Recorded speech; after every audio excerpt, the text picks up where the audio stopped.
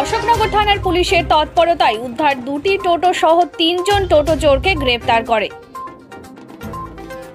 উত্তর 24 পরগনায় অশোকনগর গুমা এলাকা থেকে শাহজাহান মণ্ডল নামে এক অভিযুক্তকে গ্রেপ্তার করে অশোকনগর থানার পুলিশ।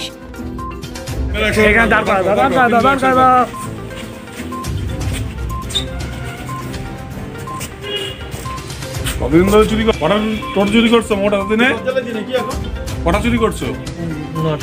কটা? 9টা চুরি করছো। আর কে কে আছে? এই 3 জনই। বাড়ি কোথায়? ওইখান থেকে চুরি করে কোথায় বিক্রি করতে? কোথায় বেচতে? দমদম থেকে নিয়ে। দমদম থেকে নিয়ে আসতে। আর অশোকনগরে কটা টোটো চুরি করছো? ওখানে করিনি স্যার। কি নাম তোমার? কি নাম?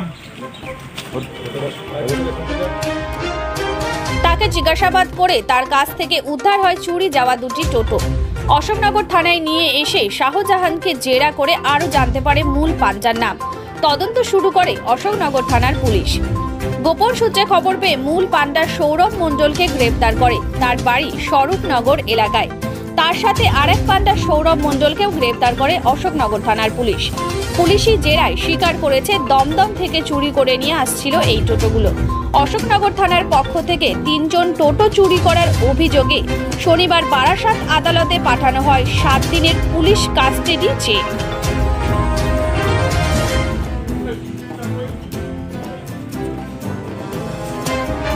অশোকনগর থেকে জয়ন্ত কর্মকারের রিপোর্ট, নিউজ টুডে লাইভ।